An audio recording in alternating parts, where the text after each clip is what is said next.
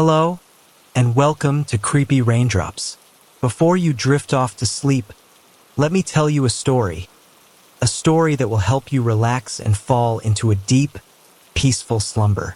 Sit or lie down comfortably, and let the world around you slowly fade away. Tonight, I will take you on a journey through the woods, where the air is cool and the shadows of the trees stretch long. As you listen, let your mind relax, your body feel heavy, and all the noise in your head gradually fade away. Before we begin, I'd like to know, which city are you listening to this story from? And what time is it there? Close your eyes if you haven't already, and let this story guide you into a restful, deep sleep. I went to a Walmart in the middle of nowhere. Now, I think I'm trapped here. It was late, almost midnight, when I pulled off the highway, somewhere in the outskirts of Nebraska. My gas gauge was dangerously close to empty, and my stomach growled in protest after hours of driving. The neon glow of a Walmart sign flickered faintly in the distance, like a beacon calling me from the void of darkness that stretched across the barren landscape. The parking lot was eerily empty except for a single beat-up pickup truck parked near the entrance. The air was heavy, still, as if even the wind avoided this place. I stepped inside, the automatic doors hissing open to reveal fluorescent lights buzzing overhead, casting a cold, pale glow over endless aisles of neatly stocked shelves. A strange sense of relief washed over me at first. Here was civilization, after all, but it quickly dissipated. The air inside felt colder than it should, and the store was too quiet. There was no faint chatter of other customers, no soft hum of distant cash registers, just silence. "Hello!" My voice echoed through the vast space, but no one responded. I glanced toward the customer service desk. It was empty. Even the registers were abandoned. Yet, everything looked pristine, as if it had just been restocked moments ago. As I wandered further inside, the faint sound of a child's laughter broke the silence. It was distant, echoing, and I couldn't tell which direction it was coming from. "Hello!" I called out again, a little louder this time, but the laughter abruptly stopped. I checked my phone. No signal, not even a single bar. Of course, the aisles seemed impossibly long, stretching farther than they should. I turned a corner, looking for the food section, and found myself in the toy aisle instead. I hadn't seen a sign indicating I'd gone the wrong way, but this wasn't where I thought I'd end up. There, at the far end of the aisle, was a woman. Her back was turned to me, her figure silhouetted under the harsh fluorescent light. She was motionless, wearing what looked like a faded blue Walmart vest. "Excuse me," I said, my voice shaky but hopeful. Maybe she worked here. Maybe she could explain why the store felt so off. She didn't move. I took a hesitant step closer, but something stopped me. A deep, primal instinct whispered that I shouldn't get any nearer. Instead, I tried again. "Hello? Do you work here?" This time she moved, but not like a normal person. Her head jerked unnaturally, her neck twisting slightly too far to the left, as though she was trying to listen without turning completely around. A low, guttural sound escaped her lips, and the overhead lights flickered violently. I froze. My breath caught in my throat as the entire store seemed to shift around me. The aisles looked taller, the shadows darker, and the air colder. And then, without warning, the lights went out completely, plunging me into pitch-black silence. The only sound was my own ragged breathing and the faint squeak of shopping cart wheels. Coming closer. The darkness pressed in around me, heavy and suffocating. My eyes strained to adjust, but the pitch black was absolute, like being submerged in ink. The squeaking of the shopping cart wheels grew louder, closer, each sound slicing through the silence like a knife. I fumbled for my phone, desperate for even a sliver of light. My fingers shook as I unlocked it, the dim glow of the screen casting weak illumination around me.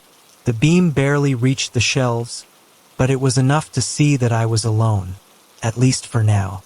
The wheels stopped. I held my breath, my heart pounding so hard it felt like it might burst from my chest. The silence stretched, oppressive and unending. Then, a faint voice whispered from somewhere behind me. "Help! Me!" I whipped around, my phone's light shaking as I searched the darkness. The voice had been close, too close, but there was nothing there. Just endless aisles of merchandise stretching into the void. "Who's there?" I shouted, my voice cracking. The whisper came again, softer this time, almost pleading. "Help me, please." Against every ounce of my better judgment, I took a cautious step forward, then another following the voice. It led me deeper into the store, past shelves of canned goods and frozen foods that seemed untouched, pristine. My phone's light flickered, and I cursed under my breath, smacking the side of it as if that would somehow help. As I turned a corner, the whisper stopped abruptly, replaced by a low hum. It wasn't the sound of the store's lights or machines. It was deeper, more resonant, like the sound of an engine idling far below my feet. The floor seemed to vibrate faintly, the tiles beneath me subtly shifting as if alive. Then I saw her. The woman from earlier was standing at the far end of the aisle, her back still turned. Her head hung low, her shoulders trembling as if she were sobbing silently. I hesitated, my instinct screaming at me to turn around and run, but my legs refused to move. "Are you okay?" I asked, my voice barely above a whisper. She didn't respond. Instead, she began to turn toward me. Slowly, deliberately. My phone's light caught her face, and I recoiled in horror. Her eyes were pitch black, empty voids that seemed to swallow the light. Her mouth twisted into an unnatural smile, too wide for her face, revealing rows of jagged teeth. Before I could react, the floor beneath me groaned, and I stumbled backward as tiles cracked and shifted. Something was moving under the surface, something massive. The hum grew louder, almost deafening, as a series of sharp, metallic screeches echoed through the store. I turned and ran. I didn't care where I was going. I just needed to get away. The aisles blurred past me as I sprinted, the shelves stretching impossibly tall. The exit was nowhere in sight. It felt like I was running in circles, trapped in a maze that was shifting with every step. The laughter returned, high-pitched, childlike, and echoing from every direction. It surrounded me, growing louder and more manic with each passing second. I clamped my hands over my ears, my breath coming in ragged gasps, but it didn't stop. Then, just ahead, I saw it, the faint glow of the exit sign. It was dim, flickering, but it was there. Hope surged through me as I pushed myself to run faster, my legs burning with every step. I was almost there, 10 feet, 5, but just as I reached for the door, it slammed shut with a deafening bang. The laughter stopped, replaced by silence so absolute it felt like the world itself had ceased to exist. And then, a voice, deep, guttural, and coming from right behind me. "You can't leave." I froze, every muscle in my body locked in place. The voice was impossibly close, warm breath brushing against the back of my neck. I didn't dare turn around. My hand remained on the cold metal of the door, trembling, as though sheer willpower alone could force it open. "You don't belong here," the voice growled, slow and deliberate. It wasn't a human voice, it was something else, something wrong. Summoning every ounce of courage I had left, I spun around, my phone light cutting through the darkness. There was nothing there. I stumbled backward, pressing my weight against the door. My heart pounded so hard I thought it might burst, the blood roaring in my ears. The hum beneath my feet intensified, a rhythmic pulsing that made the tiles vibrate. "I don't know what's going on," I shouted, my voice cracking. "I didn't mean to come here. A sound cut me off. A scraping, grinding noise like metal on concrete. It was distant at first, but it grew louder, closer. My hands clenched into fists as I scanned the dark aisles, the faint light of my phone dancing across shelves of forgotten goods. The scraping stopped, and then I saw them. Dozens of them. Tiny pinpricks of glowing red light peeking out from the shadows between the shelves. They blinked in unison, synchronized and deliberate, like they were watching me, studying me. A single, sharp laugh echoed through the store. It was high-pitched, like a child's, but distorted, as though someone had taken the sound and twisted it beyond recognition. My knees buckled, but I forced myself to stay upright. "You don't leave," the voice said again, but this time it wasn't behind me. It was everywhere, surrounding me, seeping into my mind like an invasive thought I couldn't shake. The eyes began to move closer, weaving through the aisles with unnatural speed. My survival instincts finally kicked in, and I bolted down the nearest corridor, my phone light bouncing wildly with each step.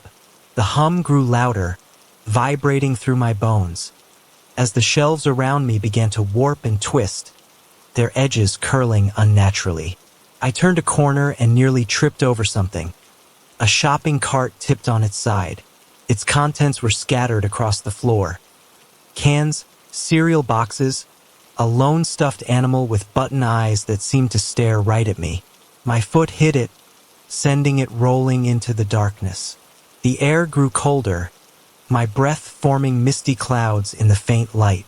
The sound of footsteps, heavy, deliberate, joined the cacophony. Someone or something was following me. I ducked into another aisle, desperate to put distance between myself and whatever was behind me.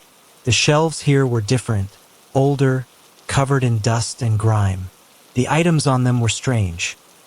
Rusted cans with no labels, faded photographs of people I didn't recognize, and small clocks, all stopped at exactly 11:59.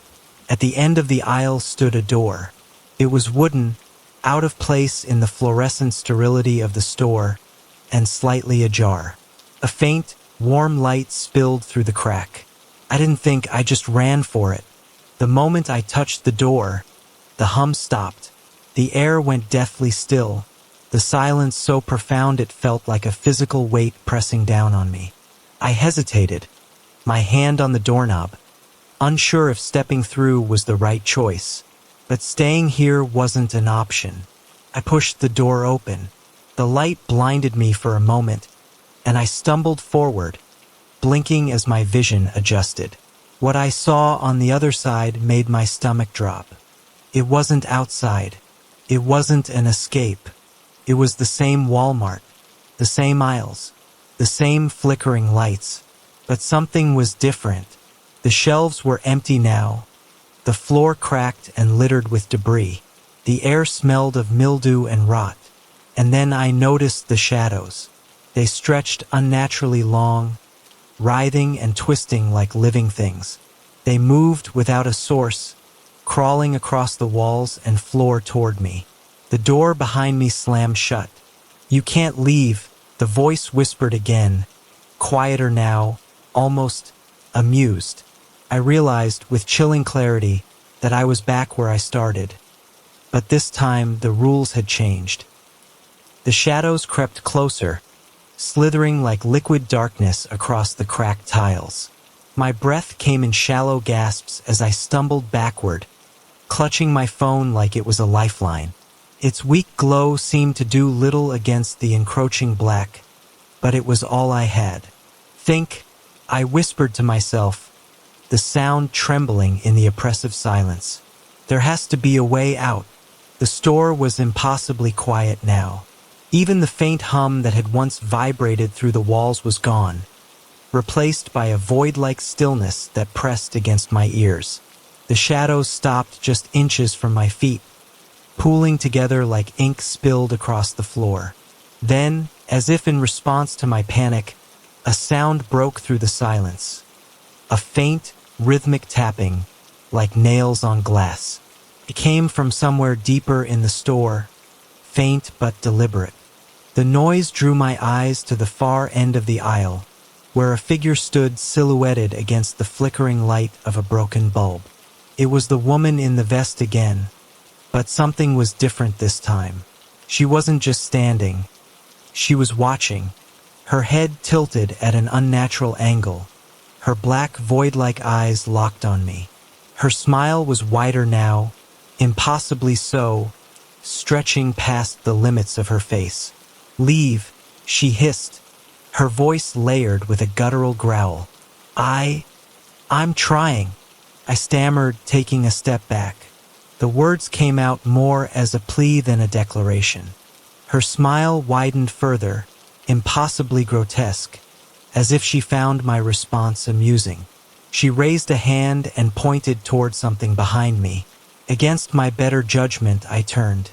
At the end of the aisle, there was a door. It hadn't been there before. This one was different from the wooden one I'd entered earlier. This one was industrial, heavy, and rusted. A single word was stenciled on its surface in faded black letters. Stockroom. The air shifted, a low wind swirling around me, carrying with it the faint scent of decay.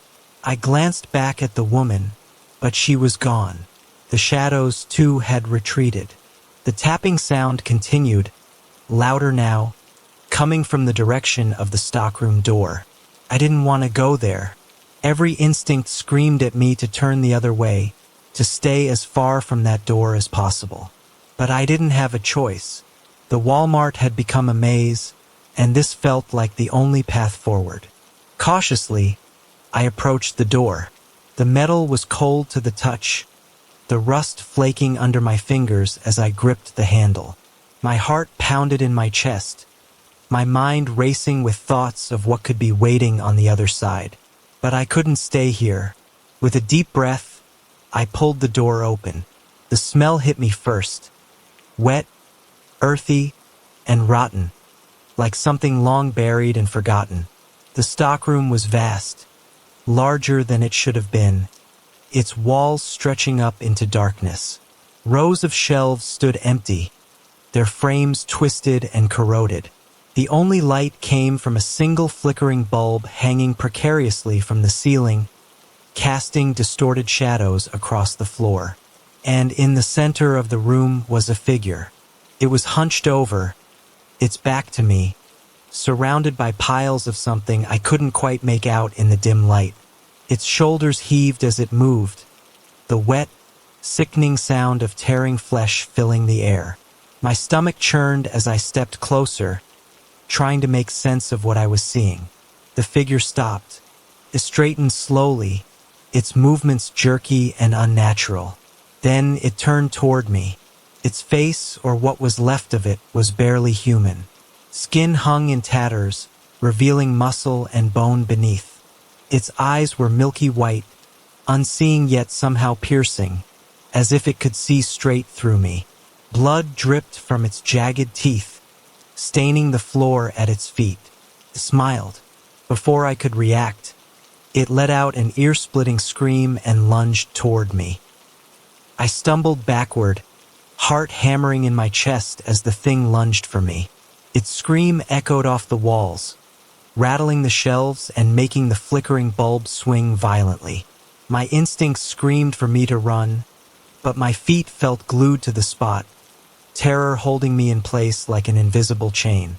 The creature's claw-like hands reached out, fingers elongated and tipped with sharp, jagged nails. At the last second, I dropped to the floor, its momentum carrying it just past me. It crashed into one of the rusted shelves, sending a cascade of debris clattering to the ground. I scrambled to my feet and ran. My phone light barely pierced the darkness, but I didn't care. I just had to get away. Behind me, the creature let out another guttural roar, the sound filled with rage and hunger. Its heavy footsteps pounded against the floor as it gave chase.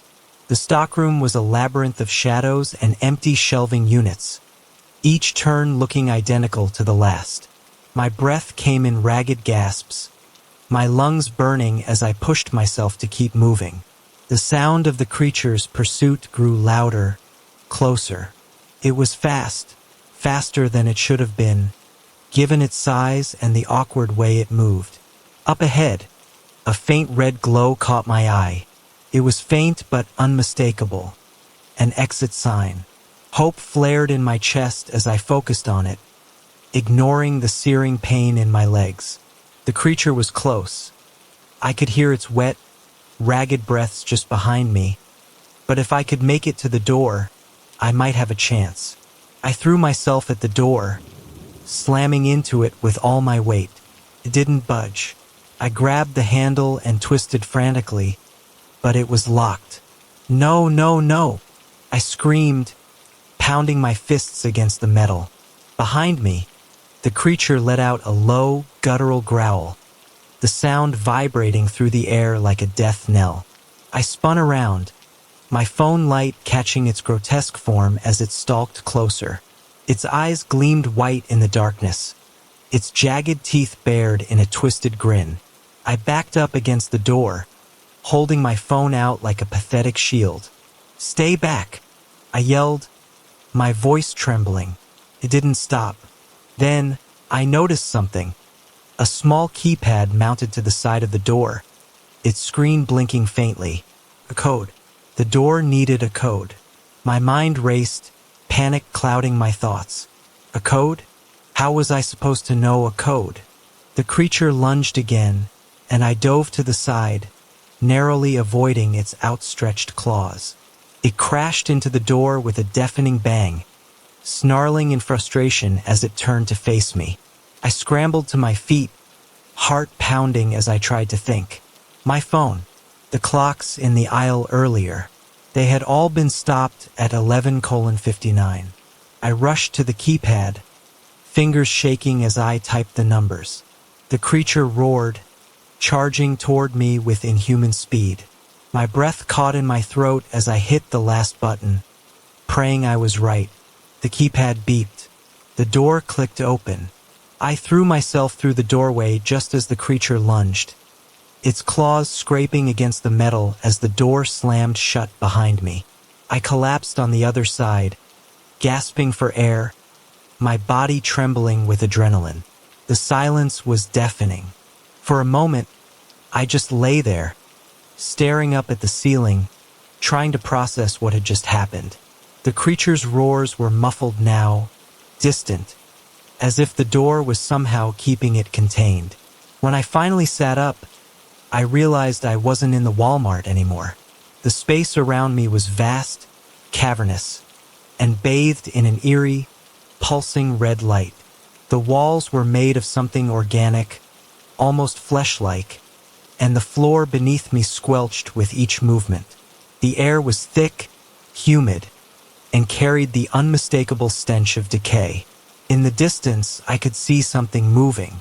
Dozens of shapes, maybe more, shifting in the shadows. They were watching me. I wasn't out of danger. I had only fallen deeper into whatever nightmare this was.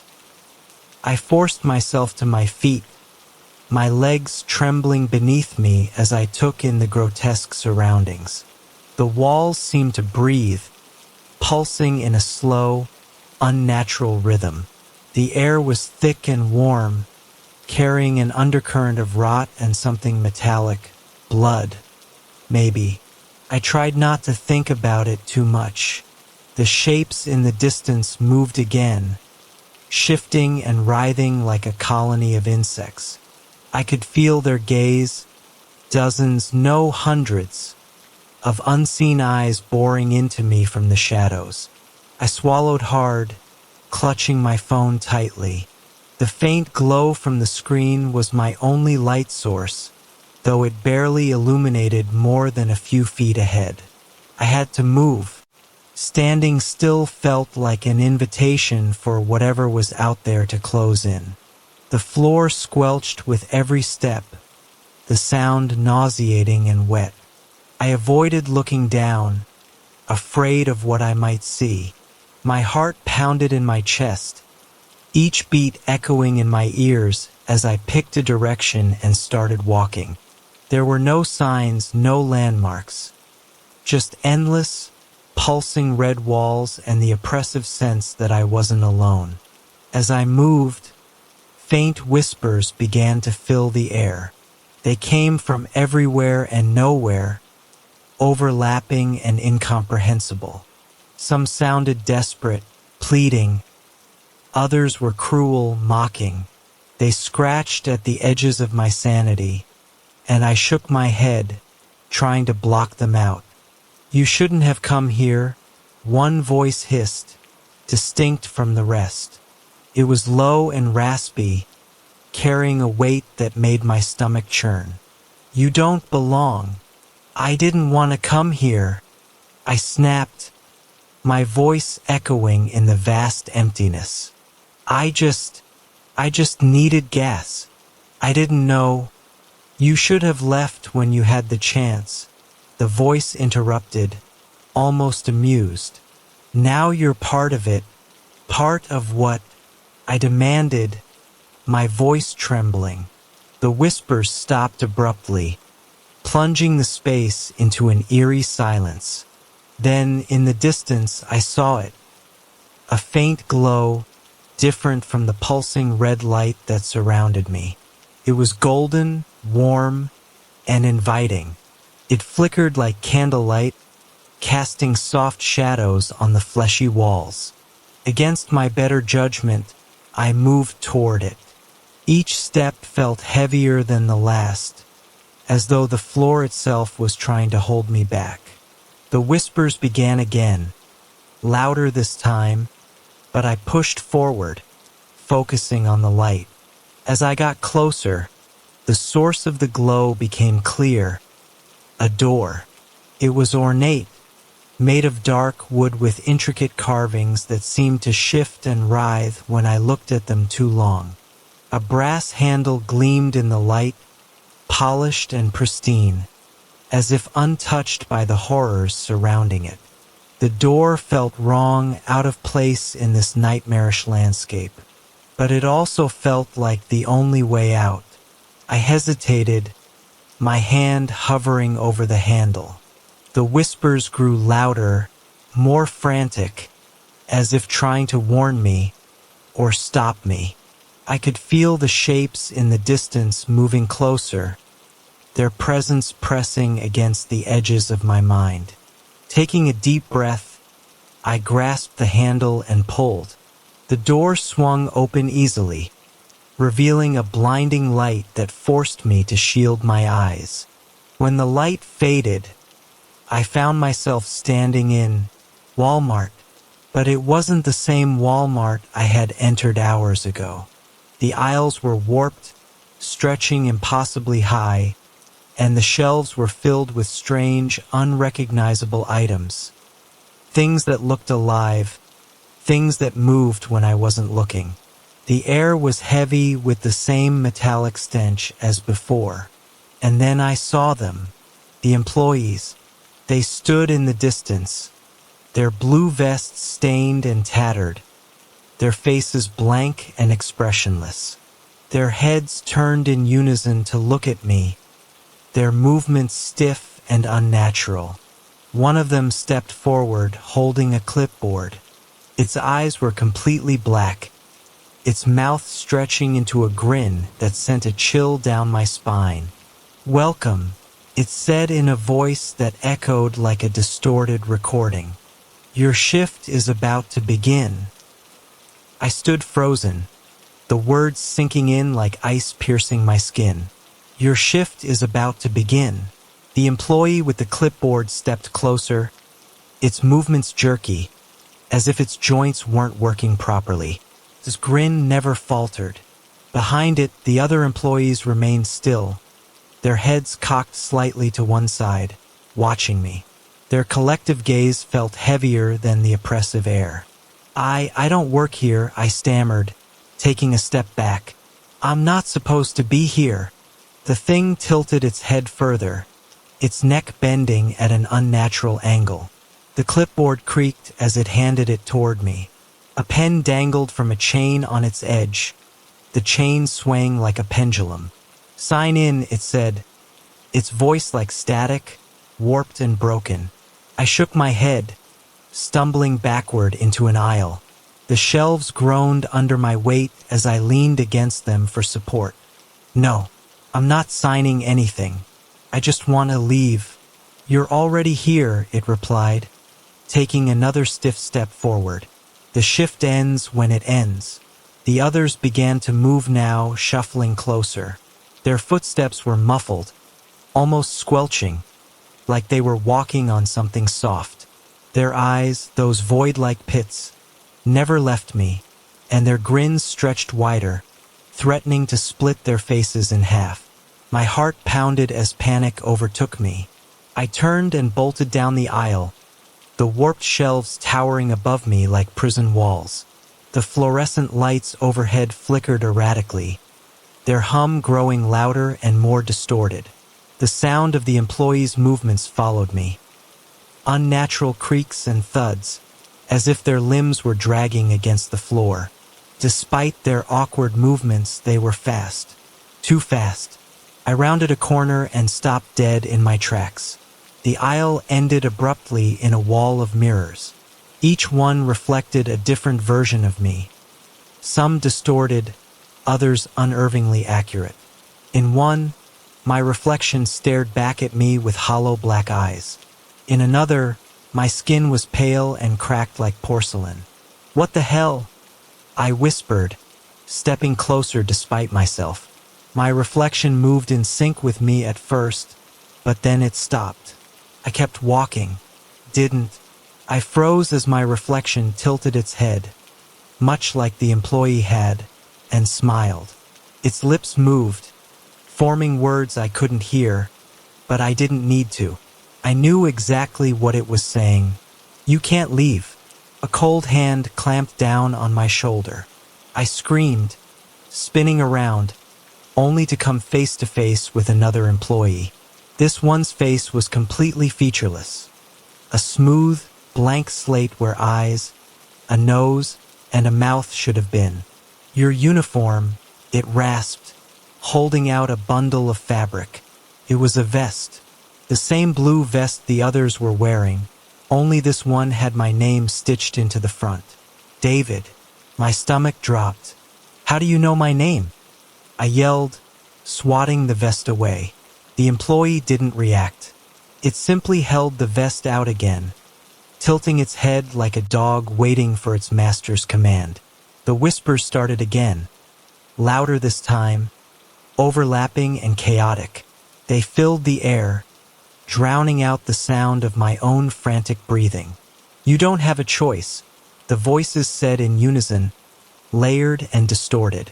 The employees closed in, their grins widening, their empty eyes burning into me. My legs felt like lead as I stumbled backward, the mirrors pressing cold against my back.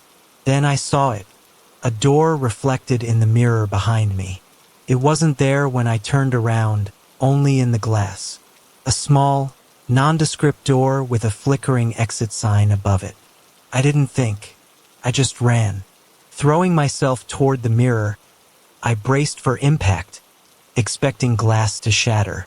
Instead, I passed through it like water, the world around me shifting and bending. When I landed, the air was colder, sharper. I was in a new space, one that looked nothing like the Walmart I just left. The walls were concrete, damp, and covered in graffiti. Flickering fluorescent lights lined the ceiling, casting eerie shadows. The sound of dripping water echoed in the distance. But I wasn't alone. In the center of the room stood a figure. It was facing away from me, its silhouette tall and unnaturally thin. As I stepped closer, the figure turned, its face obscured by a featureless mask. "You're late," it said, its voice cold and metallic. It gestured to something behind it, a long table covered in what looked like old stained time cards. This wasn't an escape. It was something else entirely. The figure's words hung in the air like a threat. "You're late." I stayed frozen, my heart pounding as I scanned the room. The dripping water echoed like a clock counting down, and the oppressive chill seemed to creep under my skin. The long table behind the figure stretched unnaturally, piled high with time cards. The faint hum of the fluorescent lights buzzed like static in my ears. The figure tilted its head, the smooth, featureless mask somehow radiating disapproval. "Time is not your ally," it said, gesturing toward the time cards with a slow, deliberate motion. "Take your place." My eyes darted around the room, searching for another exit. There was nothing but cold, concrete walls and shadowed corners that seemed to breathe. No door, no window, no mirror. Just me, the figure, and the table. "I'm not playing this game," I said, my voice trembling but louder than I expected. "I didn't sign up for this. I just want to leave." The figure didn't move for a moment, then stepped aside with an unervingly fluid motion, revealing a single time card lying in the center of the table. Unlike the others, it was pristine and blank, except for one detail: my name, David, printed in bold black letters. "This is your chance," the figure said, its voice softer now but no less chilling. "Clock in, or be clocked out." "Clocked out," I repeated, my stomach twisting. "What does that mean?" The figure didn't answer. Instead, it raised a hand and pointed toward the shadows behind me. Slowly, I turned. The employees were there, their twisted, unnatural forms emerging from the darkness. Their eyes were hollow pits, their grins impossibly wide. They didn't speak, but their presence screamed a warning, or maybe a threat. My breath quickened. They were blocking the way I'd come. My only choice was the table. "No," I whispered, shaking my head. "This can't be real. This isn't happening." The figure remained silent, unmoving, like a sentinel watching a condemned man. I turned back to the table, my eyes locking on the time card. My hands trembled as I reached for it, the paper feeling heavier than it should have. My name stared back at me, bold and final. But then I saw it, faint but unmistakable. Something scrawled in tiny, almost imperceptible writing at the bottom of the card. A code. 1123. My mind raced. A code? For what? I glanced back at the figure. Its head tilted slightly, as if amused. The employees were closer now, their grotesque forms crowding the room, filling it with an oppressive sense of dread. Desperation took over. I dropped the card and bolted toward the nearest wall, running my hands along the concrete, searching for any hidden panel or seam. The whispers started again, louder, angry now. "Your time is running out," the figure said, its voice sharp and echoing. Then I saw it. A small keypad embedded in the wall, its surface worn and covered in grime. Without thinking, I punched in the code 1123. The keypad beeped, and a section of the wall slid open with a grinding sound, revealing a narrow, dark corridor. I didn't wait. I threw myself through the opening just as the employees surged forward, their grins stretching into something inhumanly wide. The wall slammed shut behind me, plunging me into darkness. For a moment, I just stood there, gasping for air, my hands pressed against the cold, damp walls. The whispers were gone. The oppressive air was gone. But the darkness wasn't empty. Somewhere ahead, deep in the black void, I heard breathing. The sound of breathing in the dark was slow and deliberate, each inhale and exhale echoing like it was coming from something massive. My phone's light was dim now, the battery dangerously low, but it was the only thing keeping the encroaching blackness at bay. I had two choices: move forward blindly toward the breathing or stay put and risk whatever was behind me. My instincts screamed at me to keep moving. Taking a shaky breath, I edged forward, the cold, damp walls brushing against my fingertips. The corridor seemed endless, the air thick and oppressive.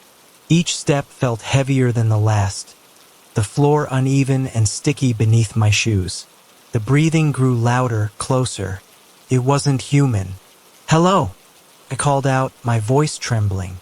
The sound echoed, distorted, as if the walls themselves were swallowing it.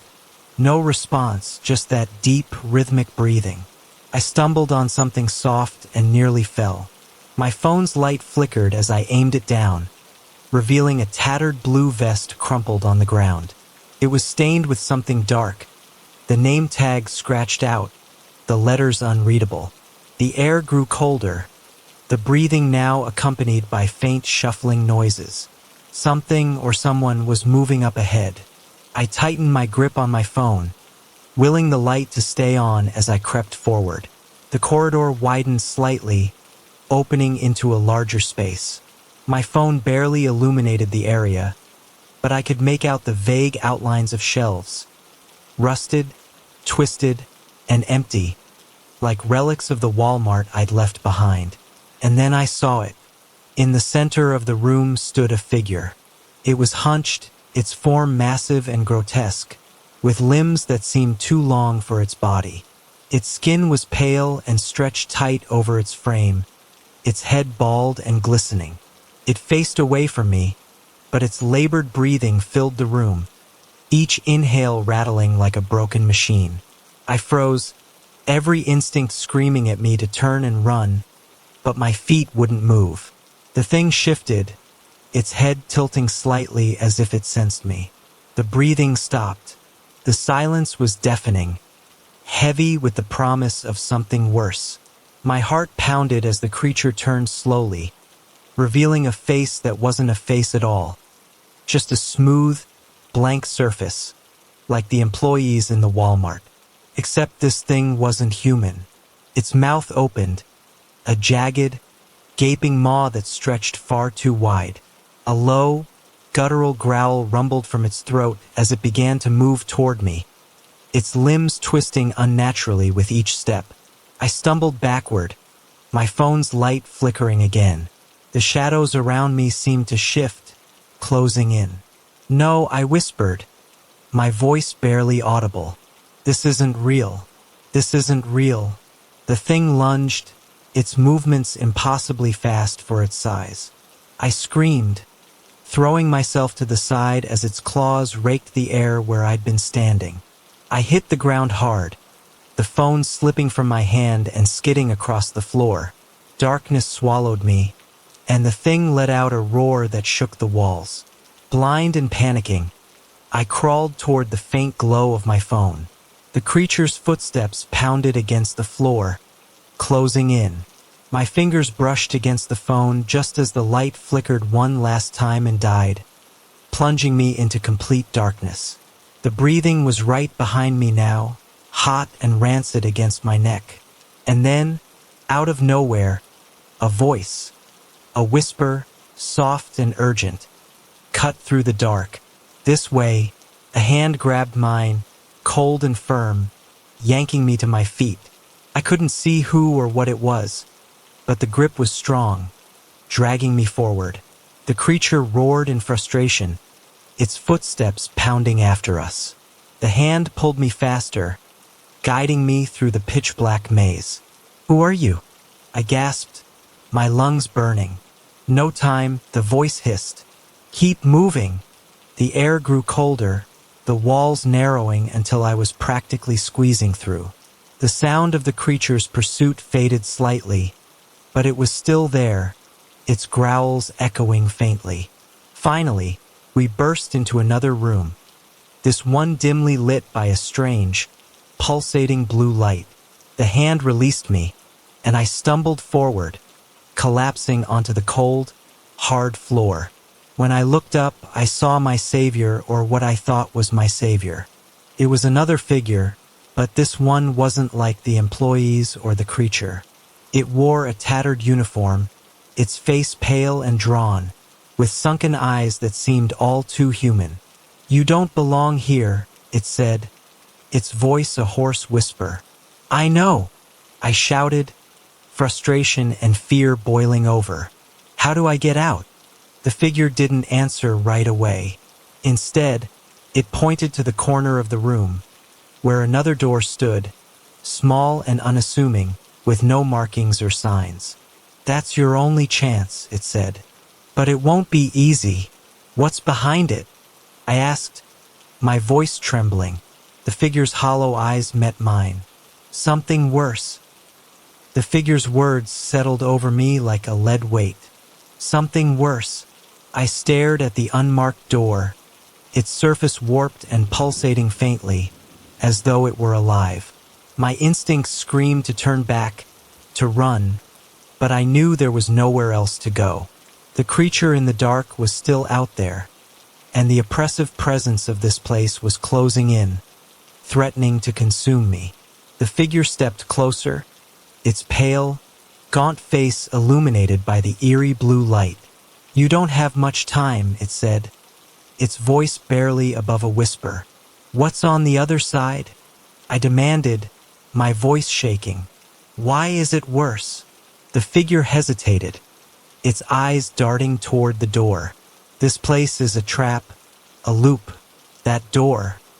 It's the only way to break free. But it'll cost you. What cost? I pressed. The figure didn't answer. Instead, it turned and began to fade into the shadows, its form dissolving into the air like smoke. Before it disappeared completely, its voice echoed faintly. Choose wisely. I was alone again. The blue light flickered, casting jagged shadows across the walls. The air felt heavier, colder, as though the room itself was closing in. The faint sound of the creature's growls echoed from the corridor behind me, growing louder. I had no time. Swallowing my fear, I moved toward the door. Each step felt like a death sentence, my body trembling with every inch I closed. When I reached it, I placed my hand on the handle. It was ice cold, sending a shiver through me. Taking a deep breath, I turned the handle and pushed the door open. Blinding light poured through, forcing me to shield my eyes. The air beyond was sharp and biting, carrying a faint metallic tang. As my vision adjusted, I stepped through, my heart hammering in my chest. What I saw wasn't freedom. It was a vast, endless expanse of blackened earth. The ground cracked and scorched as if by fire. The sky was a sickly gray, churning with dark clouds that pulsed and writhed like living things. In the distance, jagged structures jutted out of the ground, their shapes twisted and unnatural. And then I saw them, figures moving across the barren landscape. They were human-like, but their bodies were gaunt, their movements jerky and unnatural. They toiled endlessly, dragging massive chains that disappeared into the ground, their faces contorted in expressions of agony. One of them looked up, locking eyes with me. Its face was disturbingly familiar. It was mine. No, I whispered, stumbling backward. This can't be real. But the door behind me was gone. The familiar version of myself smiled. A hollow, broken expression that chilled me to my core. It raised a hand, pointing to something in the distance. I turned to look and felt my stomach drop. In the distance, standing atop a jagged hill, was the creature from the corridor. Its massive, grotesque form loomed over the landscape, its blank face turned toward me. It opened its mouth, letting out a guttural roar that shook the ground beneath my feet. The chains began to rattle, the figures pulling harder as the sound reverberated through the air. And then I felt it, a weight around my ankles. Looking down, I saw chains snaking up from the ground, coiling around me like serpents. I tried to pull free, but the harder I struggled, the tighter they became. The other me approached, its movements slow and deliberate. It crouched down, staring into my eyes with a mix of pity and malice. You should have stayed, it said, its voice eerily calm. But now you're part of this. No, I screamed, thrashing against the chains. There has to be a way out.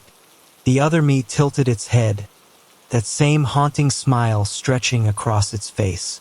Out, it laughed, a hollow, echoing sound. There's no out. Not here. As the chains dragged me down, I felt the ground beneath me give way, pulling me into the blackened earth. The sky above twisted and churned, the creature's roar echoing one last time before the darkness swallowed me whole. The darkness closed in around me, suffocating, as the chains pulled tighter. I could feel the earth beneath me shift, the ground growing softer, like it was swallowing me whole. Every breath became harder to take as the air grew thicker, heavier, pressing in from all sides. My screams were muffled, drowned by the overwhelming silence that settled like a thick fog. Then suddenly the pull stopped. I was weightless for a moment, suspended in nothingness, before I crashed down onto a cold, hard surface. My body ached, but I forced myself to sit up, my eyes adjusting to the dim light that surrounded me. I was in a new place, one that was far worse than anything I'd encountered before. The room was vast and cavernous, filled with towering, twisted structures that looked like a cross between metal and bone. The air was filled with the faint scent of rot, and the walls were covered in strange symbols, glowing faintly in a sickly green hue. I tried to move, but my legs felt heavy, as if the chains were still wrapped around my body, holding me down. I reached up to touch my neck, but the chains were gone. The weight was gone, yet the feeling of being trapped lingered, like a ghost pressing down on my chest. I stood shakily, my gaze sweeping across the eerie landscape. There were no doors here, only long, winding corridors leading deeper into the abyss. At the far end of the cavern, I saw movement, a figure silhouetted against the glowing symbols on the walls. It was another version of me. This version of myself was different, though. It was taller, its body more elongated, and its face was twisted, its eyes hollow and dark, like a deep pit pulling everything into itself. The mouth was stretched into a grotesque, mocking smile, and the figure tilted its head as it noticed me. "Welcome," it said, its voice distorted and low, echoing around the cavern. I stumbled backward, panic rising in my chest. No, this can't be happening.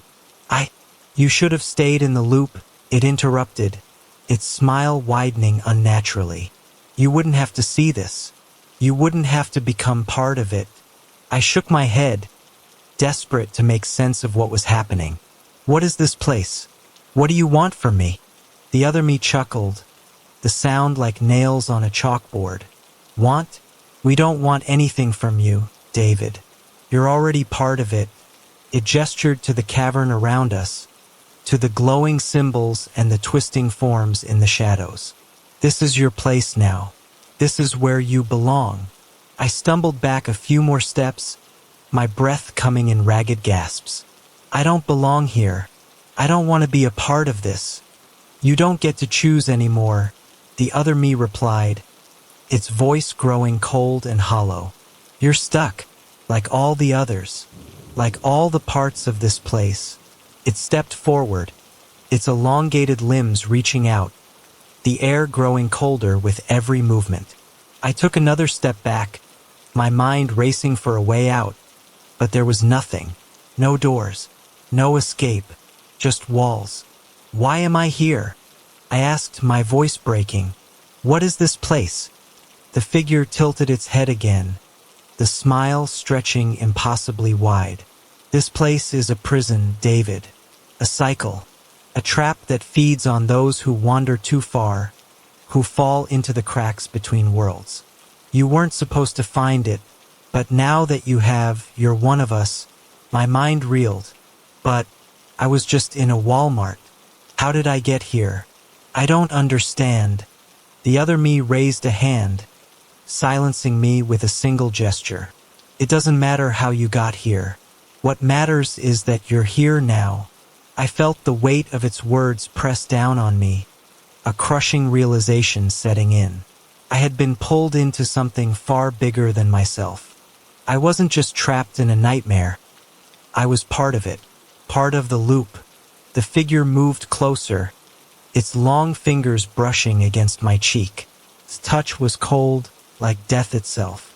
You'll come to understand in time. It won't be long before you forget who you were, what you were. All that will remain is what we are. The words hit me like a punch to the gut. I could feel the transformation already creeping over me, a dark presence filling the space where my thoughts used to be. You'll be just another part of the machine, the other me whispered. I closed my eyes, struggling to push back against the overwhelming pull of the place, but it was too late. The darkness was already inside me. The weight of the figure's words clung to me like a cold shroud. It was suffocating, oppressive, and no matter how much I tried to push it away, the reality of what I was becoming was sinking in. The twisted version of myself stood there, looming over me, its hollow eyes reflecting the abyss I was falling into.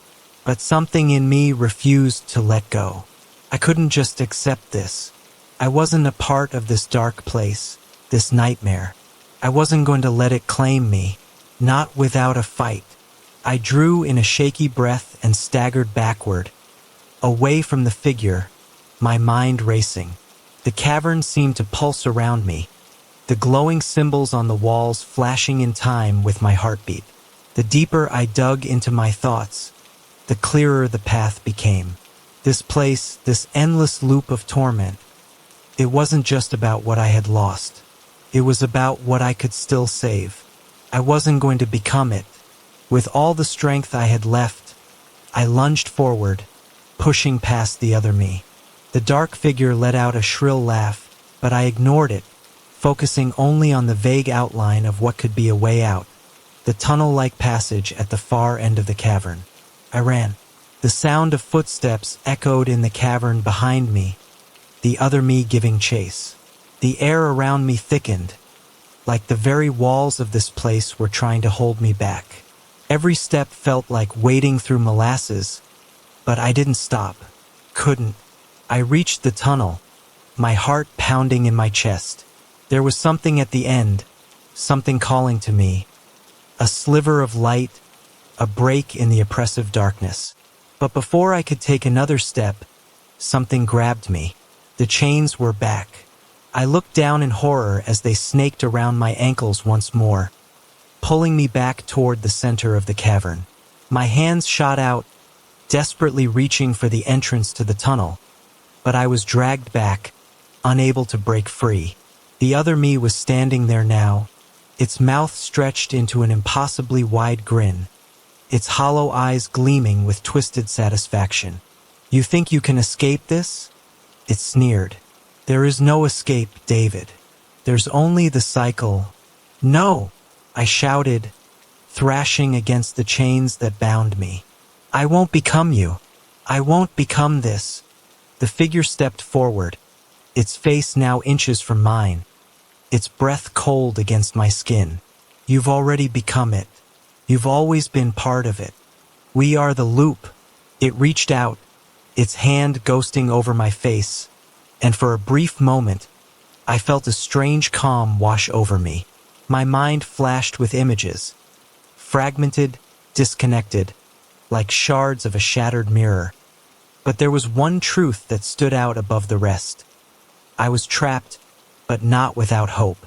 I clenched my fists, forcing myself to remember who I was. There was a way out. Suddenly, the figure's grin faltered, its eyes flickering with uncertainty. I didn't see it yet, but I did. I wasn't trapped just because I was physically here. I was trapped because I had believed I was. The chains tightened, but instead of fighting them, I allowed myself to go limp. I stopped resisting, stopped fighting the pull. Instead, I focused on the one thing that had kept me sane this whole time, my will to break the loop. The figure recoiled slightly, its confusion palpable. It didn't understand. Thought I was giving up. But I wasn't giving up. I was letting go. And in that moment of surrender, something shifted.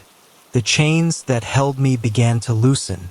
The suffocating weight of the cavern, the endless darkness, the very air itself, began to dissolve, fading into nothingness.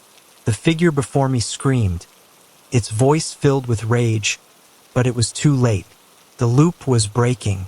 The light that had been flickering at the end of the tunnel flared to life. It grew brighter, burning away the darkness, and as it did, I felt myself being pulled toward it.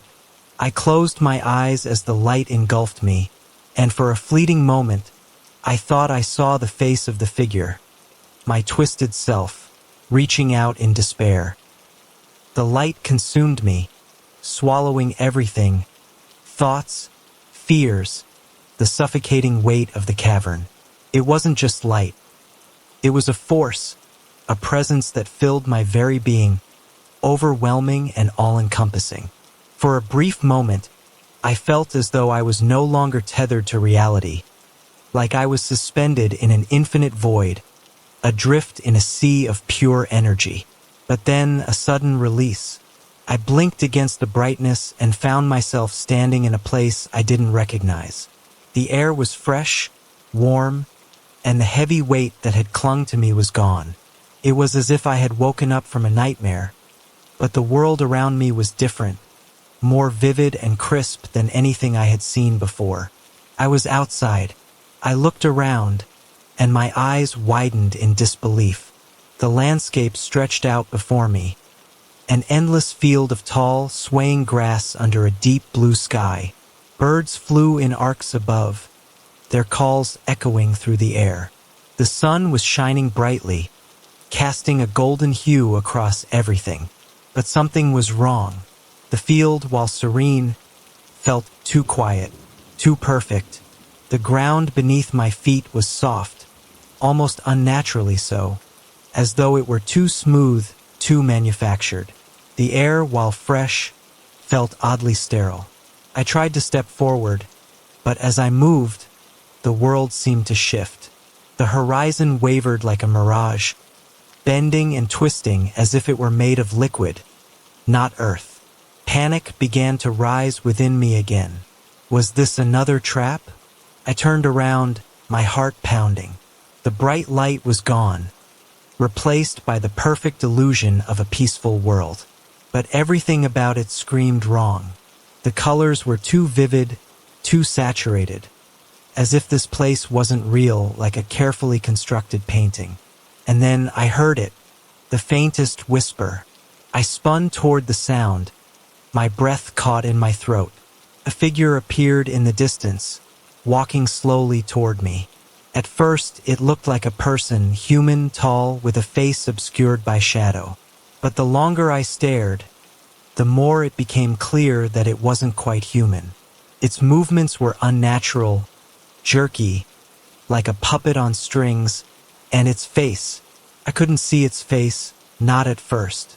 It was just a blur, like a person who had been smudged out of focus. As the figure drew closer, the air around it seemed to ripple, like a heat wave, distorting the edges of reality itself. My skin prickled with unease. When it was close enough, I saw its face. It was me, but it wasn't. The face in front of me was twisted, the features blurred and distorted, like a reflection in cracked glass. The eyes were hollow, sunken deep into its skull, and its smile, no, its grin, was far too wide. It seemed like it was stretching, growing, as if it couldn't contain itself. Spoke, but its voice wasn't mine.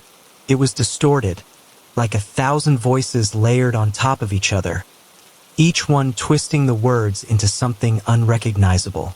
"You should have stayed with us," it said, its voice a cacophony of whispers. "You belong here now, David. You're one of us." "No," I gasped, backing away. "No, I'm not." I broke free. I got out.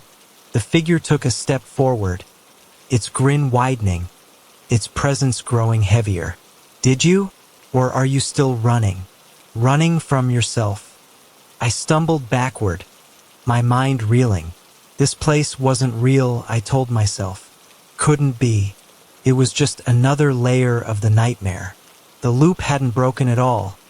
It was just shifting, changing, wrapping itself around me again. You'll never escape it, the figure said, stepping closer. No matter where you go, you'll always be with us. Always part of the loop. You can't outrun yourself, David. I closed my eyes, trying to push the figure's words out of my head. I had to stay strong. I had to fight. I had made it this far, hadn't I? I had broken free of the chains, broken free of the endless corridors. But then I remembered something. A fleeting moment from the depths of the cavern. The one thing I had to hold on to. I was the one who had the power. Not them. Not the loop. I clenched my fists and took a step toward the figure, my heart pounding in my chest. No, I said, my voice steadier now, more determined. You don't get to control me. Not anymore. The figure's grin faltered, its form flickering, like a faulty image on a screen. It recoiled, and the distorted voice grew louder, more frantic. You can't escape. You're mine. You're ours. But it was too late. With everything I had, I reached deep inside myself and let go. I allowed the flood of emotions, the fear, the pain, the doubt, to wash over me, and then I released them. The world around me began to crumble. The perfect field, the smooth grass, the flawless sky, all of it shattered, falling apart like fragile glass. The figure screamed, but it was fading, its form dissolving into nothingness, swallowed by the collapse of the illusion. The air around me rippled and twisted as the very fabric of the world tore apart, revealing a vast emptiness beneath. The light I had seen before, brighter than anything, began to pierce through the cracks in the fabric of this reality, its power burning away the remnants of the nightmare. And then, everything went dark. For a moment, there was nothing. No light, no sound. Just an infinite void, stretching in all directions, pressing against every sense I had. It was an emptiness so profound it felt like it was erasing me, pulling me apart, atom by atom. And then, as if in response to a silent command, a crack appeared in the void. The light that broke through was different this time. Soft, almost gentle, but pulsing with an energy that seemed familiar. The edges of the crack expanded, and the light flooded in, overwhelming the darkness, flooding my senses with warmth and clarity. I gasped, a deep, choking breath, and for the first time in what felt like forever, I felt alive again. The cold, the suffocating fear, the constant sense of being pursued, they were gone. I opened my eyes. I was standing in an ordinary room. The floor beneath my feet was wooden, the walls painted a dull cream, and a small window at the far end of the room let in the soft light of dawn. Outside, I could hear birds chirping, the rustle of leaves in the breeze. Felt like home. A faint sense of déjà vu washed over me, but I couldn't place it. Was I back in the real world? Or was this another layer of the nightmare? The walls were still, undisturbed by the shadows that once lurked in the corners. No glowing symbols, no cracks in reality. Just an unassuming, ordinary room. But there was one thing that wasn't quite right. On the bed, sitting perfectly still in the center, was a figure. It was me. Not the distorted version, not the thing from the cavern, but the real me. Sitting there, unmoving, staring at me with an unsettling calm. I froze, my heart skipping a beat. It was me, but how could it be? I had seen myself, my distorted, broken self, too many times already. It didn't make sense. The version of me on the bed stood up slowly, its movements deliberate, almost mechanical. Its eyes locked onto mine, and for a moment, I thought it was going to speak. But instead, it just smiled. The smile wasn't malicious this time. It wasn't twisted or wide. It was a simple, knowing smile, almost as if it recognized me. And then it spoke. "You've made it, David." The voice was mine, but not quite. There was something deeper in it, as though it came from a place beyond words, beyond time. "Made it," I repeated, stepping back. My mind was still reeling from the collapse of everything I had just experienced. Where am I? What is this place? The other me shook its head slightly, almost as if amused. This is where it ends. Where the loop ends. I felt a chill despite the warmth of the room. The loop? No, I'm free. I broke it. You didn't break it, David. You're still a part of it. The figure's eyes softened. But you're also something else now. Something more. This is the place where all those pieces come together. I couldn't process it. I don't understand. What do you mean? The other me sighed, stepping forward. This room, this reality. It's a place where the choices you've made in all the layers of the nightmare come together. You're not just one person anymore, David. You've been every version of yourself in the loop, and now, you are the sum of them all. I shook my head in disbelief. So, I'm not free? No, it said softly. You are free, but in a way you are still bound.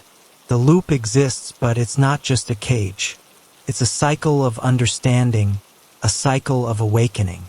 Every time you break free, you learn something.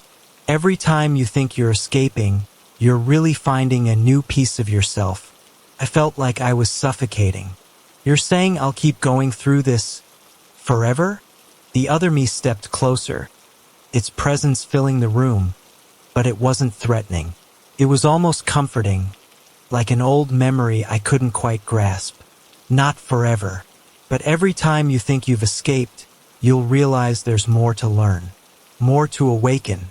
This is how it works, David. I looked down at my hands, feeling a strange sense of weightlessness, as though I wasn't entirely solid, not entirely real. What happens now? I whispered, my voice small. The figure smiled again, that same knowing smile. Now you begin again, not in the same way but differently. The loop will continue, but you'll see it for what it really is. And one day, you'll know when you've truly broken free. I wanted to protest, to demand an end to this madness, but something inside me, something deep primal, understood. This was a cycle of growth, of awareness. Maybe it wasn't the escape I had wanted, but it was the escape I needed. The other me stepped back toward the bed, sitting down once more. You're here, David, and you're free for now. And with those final words, the world around me began to fade. The walls, the room, the figure, everything dissolved into mist. But this time I wasn't afraid. I closed my eyes, letting go of the fear, the need for escape. The cycle wasn't over yet, but I was beginning to understand it. And maybe, just maybe, that was the key to breaking free for good. The mist enveloped me completely, and for a moment, I felt suspended in a state of pure sensation. No sounds, no sights, just an endless, gentle pull.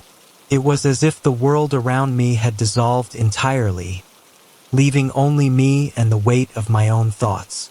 I let them wash over me, my mind floating through fragments of memories, echoes of all the versions of myself that had existed in the cycle. The fear, the confusion, the escape, each one was a thread, a piece of the puzzle that I had yet to fully comprehend. But then, slowly, I felt my feet touch solid ground once more. The pull stopped. The mist began to dissipate, revealing a new scene. I was standing in a forest, tall trees stretching up around me, their branches interwoven, creating a canopy that filtered the sunlight into dappled patches on the forest floor. The air was cool but smelled fresh, the earthy scent of moss and leaves filling my lungs. Birds sang in the distance, their calls creating a peaceful harmony with the rustling of the leaves above. It was beautiful, but there was something familiar about it. I turned, scanning my surroundings, and my heart skipped a beat. At the far end of the clearing, I saw a figure standing under the shade of a large oak tree. It was me, not the distorted version, not the shadow I had seen in the nightmare, but me, the real me, the one I had been before everything had started. I felt an odd mix of emotions: relief, confusion, curiosity. How could this be? How could I find myself here, again, in this place? But as I began to walk toward the figure, I realized it wasn't just about me anymore. This was a test, a moment of clarity. The cycle wasn't over, but I had changed. I had learned something crucial along the way. This was another piece, another layer of my journey. The figure, myself, didn't move as I approached. It was just standing there, waiting, watching. When I was only a few feet away, the figure spoke, its voice calm but firm. "You're still searching, David." I stopped, my breath catching in my throat. Searching for what? The figure's eyes were the same as mine, but there was a depth to them now. Something older, wiser, like they had seen and understood things beyond what I could comprehend. "Searching for an end," it said, "but the end is not something you find. It is something you become." I swallowed hard. I don't understand. If there's no end, what am I supposed to do? The figure smiled softly, that same knowing smile I had seen before. "You have to stop running. You've already broken free, David. But now you must let go of the need to escape. Let go of the need to escape." Those words echoed in my mind, reverberating like a bell ringing in the silence. The realization hit me like a tidal wave. I wasn't running anymore. I wasn't trying to break free from the cycle, not in the way I had before. It wasn't about fleeing or resisting. It was about embracing the journey, accepting the lessons along the way. "I'm not trapped," I whispered, the truth slowly sinking in. The figure shook its head. "You never were." I stepped forward, closer to the figure, and as I did, something shifted within me. The fear that had been gnawing at my edges, the dread of being lost in the loop, began to fade away. I wasn't just breaking out of a cycle. I was stepping into a new understanding. The forest around us seemed to shimmer, the trees breathing in rhythm with my thoughts, the sky above becoming clearer. The mist had gone, and the world had become real again. But it wasn't just a physical place. It was a reflection of my inner journey. The pieces I had collected, the lessons I had learned, were now taking root. "You're ready now," the figure said, its voice almost a whisper. "Ready to move forward, not because you want to escape, but because you know that this is part of who you are." I nodded slowly, a sense of peace filling me. This wasn't an end. It wasn't even a beginning. It was a continuation, a new chapter in a never-ending story. But it was my story. As I turned away from the figure, I walked deeper into the forest, no longer questioning the path. The journey was mine to experience, and it was enough to know that I wasn't alone anymore. The sun filtered through the trees, casting long golden beams across the path before me. And with each step, I felt myself becoming more attuned to the rhythm of the world around me. Maybe the cycle would continue. Maybe it would always shift and change, wrapping itself around me in ways I couldn't predict. But now I understood. I wasn't a victim of the cycle. I was a part of it just as everything else was. And that was okay. The end? Maybe there was no end. Maybe that was the point.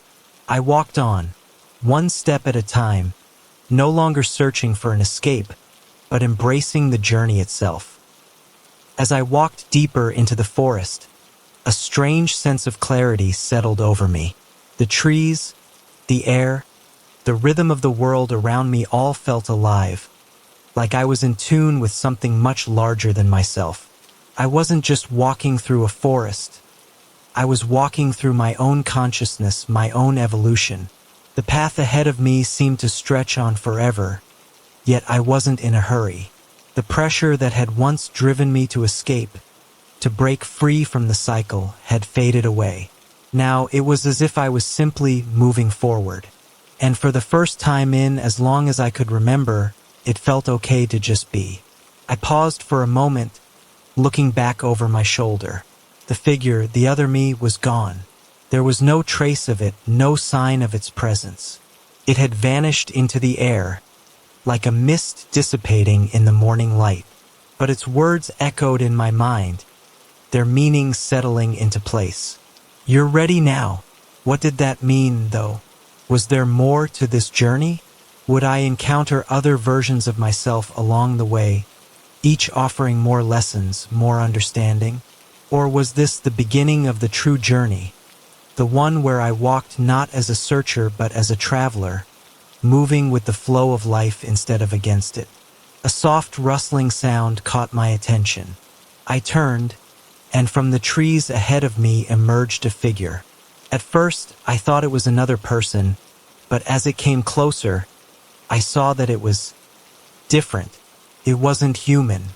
It was something other, something from the edges of the world that existed between the lines of reality.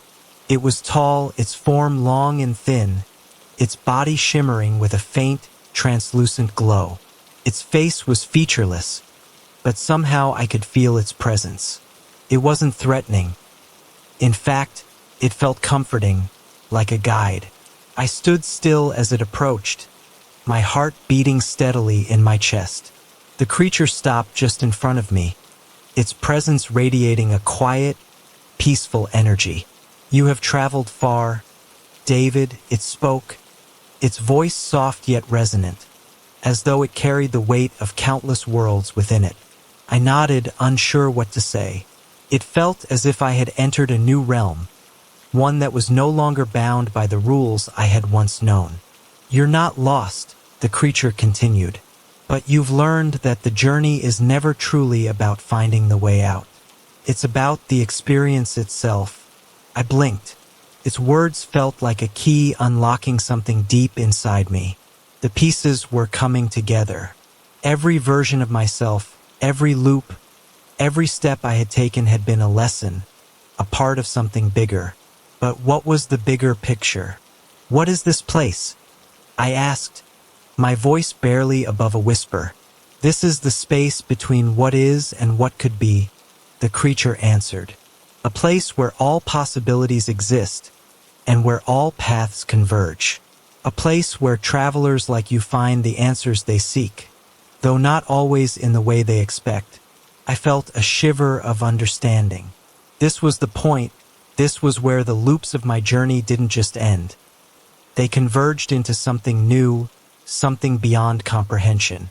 The creature took a step closer, and I instinctively took a small step back, but not out of fear. There was an undeniable pull in its presence, as if it was calling me to something. "You've reached the crossroads, David. The decision you make here will shape the course of your journey. But know this, it's not about choosing an end. It's about choosing to continue." "To continue?" I echoed. "But how do I choose?" The creature's glow flickered, and it tilted its head slightly. "You've always been choosing. Every moment you've lived, every choice you've made has led you here. It's not about deciding where to go, but about deciding how to walk the path." I took a deep breath, the weight of its words settling in my chest. It was true. Every time I had thought I was at an impasse, at a dead end, I had been given a choice, whether to resist or to accept, whether to fight or to let go. And now, here I stood at another crossroad. But this time I wasn't afraid. The creature stepped back, its form beginning to fade into the mist once more. "Your journey will continue, David. But remember, It's not the destination that matters. It's the walk itself. The last flicker of its glow disappeared into the air, leaving me alone in the clearing once again. I stood there, taking in the words, letting them sink into my very being. And for the first time, I felt something that I hadn't felt in so long: peace. I wasn't bound by the cycle anymore. I wasn't searching for an escape. I was living. The path before me was still long, but I didn't feel lost. The journey wasn't about the destination. It was about the way I moved through it. With a deep breath, I took a step forward, no longer questioning where the road would lead, but instead embracing the walk. And in that moment, I realized maybe the greatest journey of all is the one we take within, learning, growing, and evolving with each step, each choice, each moment. The cycle wasn't a trap. It was a path, and I was walking it one step at a time. I walked on, my feet light and steady, as if the weight of the past had been shed with every step. The forest around me seemed to pulse with life, as though the very earth was breathing in time with my movements. The sunlight filtered through the trees, casting long shadows that stretched and twisted like fingers reaching out to guide me forward. With each step, a deeper sense of calm settled over me.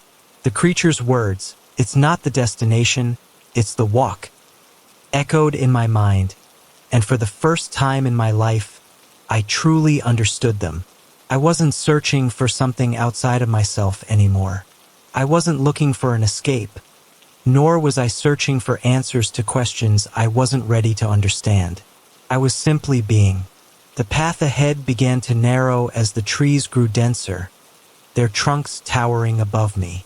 I could feel the air change, the soft rustling of leaves growing quieter, as though the forest itself was becoming still. I was no longer walking with the wind at my back, but instead, moving in harmony with the silence.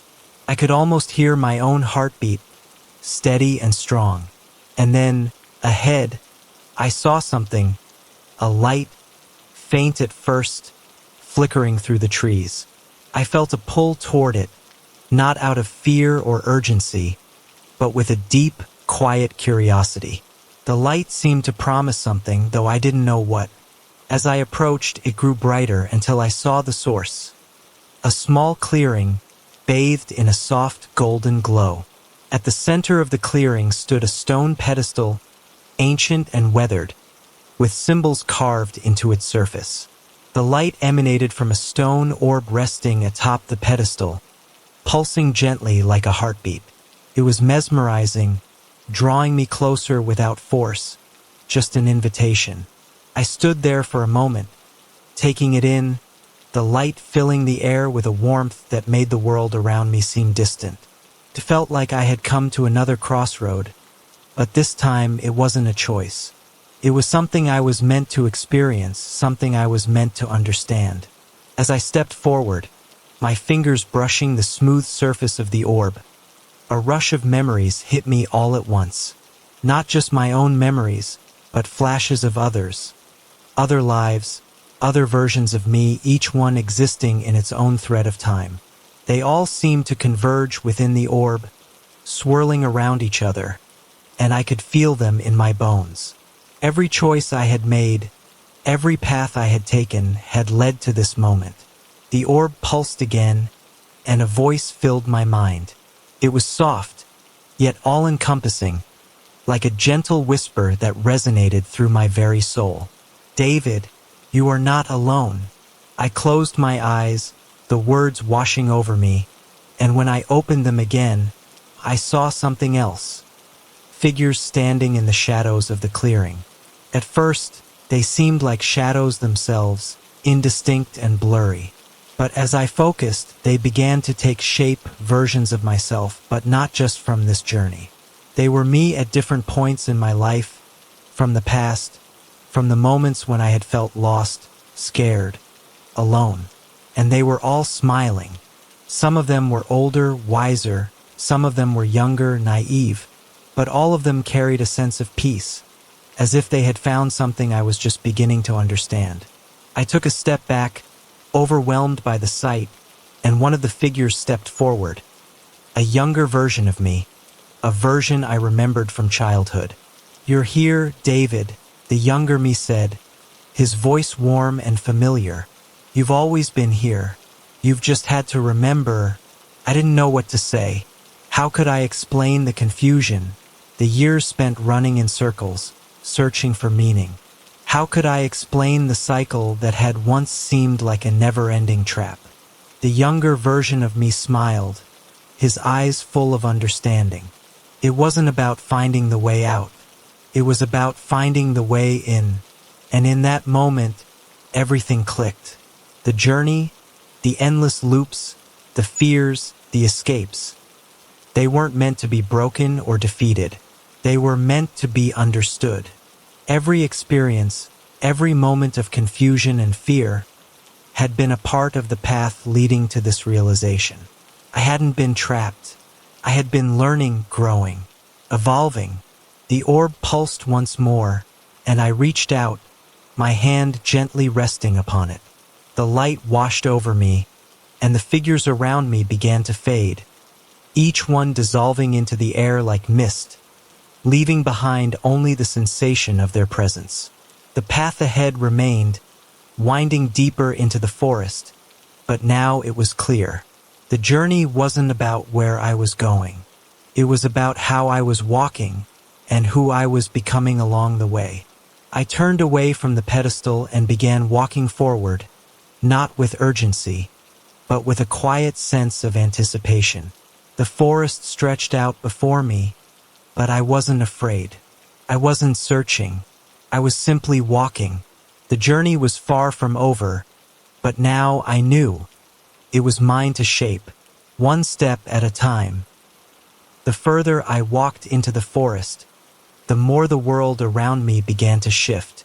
The air seemed thicker now, like the trees themselves were closing in, the sunlight dimming as though they were pulling a blanket of twilight over the land. The peace I had felt moments ago didn't fade, but something else was creeping in, something unfamiliar, a feeling that the forest, and perhaps everything around me, was watching, not with malice, but with curiosity. It was as if the very earth was observing my every step, waiting for something. The path beneath my feet became less defined, and I had to slow down, focusing more on where I placed my feet, as the ground grew uneven, covered in thick moss and tangled roots. I didn't feel lost, but there was a strange sense of being pulled forward, deeper into the unknown. The air was cooler now, and the trees around me seemed older, their bark gnarled and twisted. I felt as if the forest was speaking in a language I couldn't fully understand, the rustling of the leaves becoming a soft hum, almost like whispers in the wind. The voices of the past, the echoes of the versions of myself that had come before, seemed to merge with the sound, their presence lingering in the air. Was it possible that they, too, were walking this path with me now? And then I saw it, a figure standing in the distance, partially obscured by the thick trees. I stopped, my breath catching in my chest. The figure was still, unmoving, like a statue carved from stone. But there was something about it that pulled me forward, something that felt important. This time, it wasn't another version of me. It wasn't a manifestation of my past or an echo of my memories. This was something else entirely. As I stepped closer, the figure came into sharper focus. It was a woman, tall and regal in stature, with dark hair that cascaded around her shoulders. She was dressed in flowing robes that shimmered like moonlight, and her eyes, bright and piercing, met mine as I approached. Her gaze held an ancient wisdom, but also a sadness that I couldn't quite place. "You've come," she said, her voice low but clear, carrying an undeniable authority. It wasn't a question, but a statement, like she had been expecting me. I stopped a few feet away, unsure of what to say. There was something about her that felt familiar, though I couldn't place it. Something in the way she stood, both powerful and gentle, reminded me of the creature I had encountered earlier. Both felt like guardians of this place, protectors of the path. "Who are you?" I asked, my voice barely a whisper, as if speaking too loudly might break the delicate balance of this moment. The woman's expression softened, and she stepped closer, the sound of her robes flowing like a gentle breeze. "I am the keeper," she replied. "The keeper of the threshold." "The threshold," I repeated, confused. "Yes," she nodded, her gaze intense. "The threshold between what is and what could be. The place where all roads converge. The place where decisions are made." I took a step back, the weight of her words pressing against my chest. The threshold. Was this where I had come to face the true meaning of my journey? The place where all the choices I had made and all the choices I could make had led me? The keeper continued, her voice softer now, like a breeze brushing against my ear. "You've walked many paths, David. Each step, each choice has led you here. But now you stand at the final threshold. The question is not what lies ahead, but what lies within you." I frowned. "What do you mean?" She looked down at the ground, as though considering how best to explain. When she raised her eyes to meet mine again, there was an intensity in them, like they could see into the very core of me. "You've been searching for answers, David, but the truth is, the answers you seek are already inside you. All of it, the fear, the confusion, the pain, the joy, has been leading you to this understanding. It is not about finding an escape or breaking free. It is about accepting what you are and embracing the path that is uniquely yours." I took in her words, feeling them settle into the deepest parts of my being. For the first time, I wasn't afraid of what was coming next. I wasn't searching for an end or a way out. The journey itself, the experience of it all, was the answer. The keeper extended her hand toward me, her fingers gentle, yet there was power in her touch. "It's time, David. You've learned, you've grown, but the next step is yours to take. You must choose." "Choose?" I echoed, my voice thick with emotion. "What am I choosing?" "You are choosing the next chapter of your journey. Will you continue walking the path, embracing the unknown, the uncertainties, the possibilities? Or will you turn back, forever bound by the past?" I looked around, the forest stretching endlessly before me, the path I had walked already seeming far behind me. My heart raced, and yet there was peace in the decision. It wasn't about fear anymore. It was about embracing the infinite possibilities before me. I reached out, taking her hand.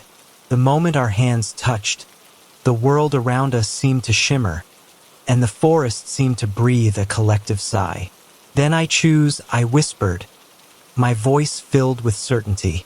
"I choose to continue." The keeper smiled, a knowing, kind smile. "And so you shall, David. Your journey is far from over, but the path is yours to walk, step by step, with no fear of the unknown." The light around us grew brighter, and the world around us seemed to shift once again, as though I was being pulled forward by something greater than myself. I knew that no matter where the path led, I was no longer running from it. I was walking it, and that was enough. As the keeper's hand released mine, the light surrounding us intensified, bathing the clearing in a soft, warm glow. The air shimmered with energy, and the ground beneath my feet seemed to hum with a deep, resonating power. The path ahead felt more tangible now, as if it had materialized just for me. The trees, once distant and mysterious, now seemed to bow toward me, their branches swaying in unison with the rhythm of my heartbeat. The keeper stepped back, her form slowly dissolving into the light. "Remember," she said, her voice lingering in the air like a melody, "the journey is never about where you end up, but how you walk the path." With that, she was gone, her presence fading into the mist that had begun to settle around the clearing. The light dimmed, and the forest returned to its quiet, almost sacred stillness. I was alone again, but this time I wasn't afraid. The path before me stretched out like an endless ribbon, curving around ancient trees and disappearing into the distance. I could feel the weight of the journey I had already undertaken, but it didn't feel like a burden. It was more like a collection of lessons, each one leading to this moment, the moment where I could choose to step forward, no longer haunted by the fear of the unknown. Taking a deep breath, I began to walk. With every step, the forest seemed to shift. The trees whispered in languages I couldn't understand, but their rustling felt like an invitation. The shadows cast by the branches no longer felt oppressive. Instead, they felt like an embrace. The air grew cooler as I ventured further, but I welcomed the change. There was something about this forest, something about this place that made me feel connected to everything around me, like I was part of a greater story, one that had been unfolding long before I had even arrived. As I walked, I could feel the weight of my past experiences settling into place. The fears I had carried with me, fears of being trapped, of being lost, no longer held the same power over me. I had walked through those fears, embraced them, and learned from them, and now they no longer defined me. I was not a victim of my circumstances. I was the creator of my own journey. The path ahead began to grow narrower, the trees closing in on either side. I felt a sense of anticipation building within me. The forest was guiding me somewhere, but where? I didn't know. And for the first time, I didn't feel the need to know. I wasn't searching for answers anymore. I was simply moving forward, letting the journey unfold as it would. Suddenly, the trees parted, revealing a clearing up ahead. In the center of the clearing stood an ancient stone structure, almost like a shrine. It was weathered by time, but its presence was undeniable. The stone was intricately carved, its surface etched with symbols that seemed to pulse with an otherworldly energy. I stepped closer, my curiosity piqued. The air around the shrine felt charged, like the very earth beneath my feet was vibrating with a force that resonated deep within me. As I approached, the symbols on the stone began to glow softly, illuminating the clearing with an ethereal light. I reached out to touch the stone, and the moment my fingers made contact, a flood of images flashed before my eyes. It was as if the stone was unlocking something deep within me. Memories, visions, fragments of my past that had been hidden from my conscious mind. But these weren't just my memories. They were pieces of something greater, something universal. I saw glimpses of other travelers, their faces a blur, but their eyes filled with the same determination I had once felt. I saw moments of joy, of sorrow, of growth. Each image was fleeting, but they all carried the same message. We are all on a journey, and no one walks it alone. Every step, every choice, every experience was part of a larger story. One that we are all connected to, even if we don't fully understand it. As the images faded, I was left standing before the stone, my hands still resting upon it. The energy in the air had dissipated, but the sense of connection remained. The forest around me seemed to breathe in time with my thoughts, and for the first time, I felt like I was exactly where I was meant to be. The path ahead of me seemed to open up, the trees parting once again to reveal a new trail. It wasn't the same path I had been walking. This one felt different, like it led to something beyond. Beyond what? I didn't know, but I was no longer searching for answers. I wasn't looking for a destination. I was walking the path, embracing each step as it came.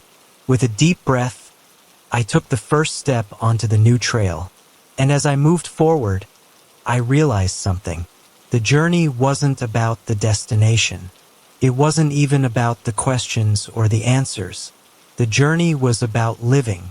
It was about embracing each moment, each experience, and understanding that the path we walk no matter how winding, no matter how uncertain, is what shapes us. I walked on, knowing that whatever lay ahead, I was ready. And in that moment, I understood that I had never been lost. The journey had always been leading me somewhere. It had been leading me to myself. The trail ahead seemed to stretch endlessly into the horizon, disappearing into the shadows of the ancient trees. Yet, despite the overwhelming sense of uncertainty, there was no fear in my heart. The path had become something more than a road to follow. It was a reflection of the journey within me, each twist and turn a representation of the choices I had made and the growth I had experienced. As I walked, the world around me began to change once again. The forest, once thick with towering trees, began to open up, and the air grew lighter, as though the trees themselves were retreating to give way to something else. In the distance, I could see a faint glimmer, like a far-off light beckoning me forward. Something about that light called to me, deep in my bones, as though it was familiar yet unknown. I felt drawn to it, but there was no urgency, only an invitation. I took another step, then another, moving toward the light at my own pace without rushing. As I neared the source of the glow, the trees parted to reveal a wide, open clearing. In the center, bathed in soft, silvery light, was a pool, its surface still and glass-like, reflecting the world above and below in perfect symmetry. The light I had seen was emanating from the water itself, casting ripples of pale gold across the ground. It was beautiful, serene, but there was something otherworldly about it, like it held secrets too vast to comprehend. I knelt beside the pool, staring into its depths. The water was impossibly clear, and as I gazed into it, I saw my reflection, not as I looked in the present, but as I had been in moments of my past. Each reflection flickered like a flame, one after another. Childhood memories, moments of joy, moments of pain, faces of people I had loved and lost, choices I had made, mistakes I had regretted. But then, as I continued to look, something changed. The reflections began to shift and distort, as if the water itself was trying to show me something beyond my own life. I saw flashes of other worlds, other paths, other possibilities. It was as if the pool was revealing the infinite potential of every choice, every action, every thought. The images came faster now, so rapid that they were almost impossible to process. Yet, amidst the swirling chaos of possibilities, one image stood out. A single, clear vision of a future I had never seen before. It wasn't a destination, but a feeling of peace, of contentment, of belonging. A life where everything, no matter how uncertain, seemed to make sense. A life where I was not running from myself, but walking alongside the person I had always been meant to be. I reached out, my fingers grazing the surface of the water. The moment I touched it, a surge of energy coursed through me, like a wave crashing over me. I saw flashes of my life in an instant, but this time it wasn't just memories. It was understanding, an understanding of the interconnectedness of everything. I realized that every choice, every twist and turn had led me here for a reason. As the water settled, the reflections faded, and I was left staring at my own face in the calm surface. For the first time in my life, I truly saw myself, not as a collection of past mistakes, fears, or regrets, but as a person who had walked a long, hard road and had learned something from every step. I wasn't perfect, I wasn't whole, but I was real. A voice, soft and familiar, echoed through the clearing. "You see it now, don't you?" The voice was the keeper's, and it carried the same gentle power it had before. I nodded slowly, though I wasn't sure if she could see me. "I do." The keeper's voice filled the air again, this time with a note of approval. "You've come far, David, but this is not the end. The path ahead is still yours to walk." and there will be more choices, more decisions. But now you walk with the understanding that every step, every choice, every moment is part of the whole. I stood up, stepping back from the pool. The light around me seemed to grow brighter, the air filling with a gentle hum, like the song of the earth itself. I could feel the pull of the journey once again, but this time it wasn't a force. It was a call, an invitation to continue, to move forward, knowing that I was no longer lost in the shadows. As I turned to leave the clearing, the path ahead appeared to stretch out before me, glowing with soft light. There was no rush, no urgency. I was ready for whatever came next because for the first time, I understood that the journey was the point. Every step, every choice, every moment was mine to shape. I walked forward, the clearing fading behind me, and as I moved into the forest once more, the world around me felt like it was with me. Not distant, not separate, but part of the same story.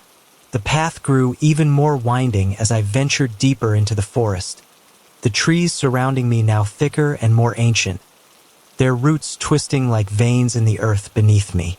Yet, there was no fear in my heart, only a steady rhythm in my steps, as if the forest itself had accepted me as one of its own. The air was filled with a strange sense of clarity, as if the mist that had clouded my mind had finally lifted. I was no longer just a traveler in this world. I was becoming a part of it. Every branch, every leaf, every gust of wind felt like a message, a reminder that I was connected to something larger than myself. The further I went, the more the forest seemed to come alive. Birds chirped in melodies that echoed through the trees, their songs seemingly written for this moment, for this journey. The wind whispered through the leaves, carrying with it the scent of pine and earth, fresh and invigorating. Even the very ground beneath my feet seemed to pulse with energy, each step feeling more aligned with the rhythm of the world around me. It was as if the forest was alive, not just in a physical sense, but in a spiritual one. Every tree, every stone, every blade of grass seemed to hum with the pulse of life, and I could feel myself becoming a part of that hum. And then, in the distance, I saw it. A flicker of light, faint but unmistakable, glimmering through the trees. It was unlike anything I had seen before. A soft, glowing presence that seemed to shimmer with an otherworldly energy. It wasn't a fire or a lantern, but something else. Something that seemed to draw me in, beckoning me forward. It was as though the forest itself was guiding me toward it, urging me to follow. Without thinking, I began to walk faster, the flickering light growing stronger with each step. The trees parted before me as though they were opening a path, revealing the source of the glow. It was a stone archway, ancient and worn by time, but it pulsed with an unmistakable energy. The light that radiated from it was warm and golden, a stark contrast to the coolness of the forest around me. I approached cautiously, my heart beating faster with a mix of curiosity and anticipation. The archway stood like a portal, as if it were a threshold between worlds, a passage that beckoned me into something new, something beyond the ordinary. It seemed both inviting and mysterious, as though it held the answers to questions I hadn't even thought to ask. As I stepped closer, the air grew still, the sounds of the forest fading into silence. I reached out and touched the stone, and the moment my fingers made contact, a surge of energy shot through me. It was not painful, but intense, like the very fabric of reality had shifted, and I had become part of it. The light around the archway flared, and for a brief moment, everything around me seemed to dissolve into a blur of light and shadow. When the light faded, I found myself standing in a place unlike any I had ever seen before. The forest was gone. Instead, I stood in an open, tranquil meadow, bathed in the soft glow of a setting sun. The sky above was painted in hues of pink, orange, and purple, and the air was filled with the sweet scent of wildflowers.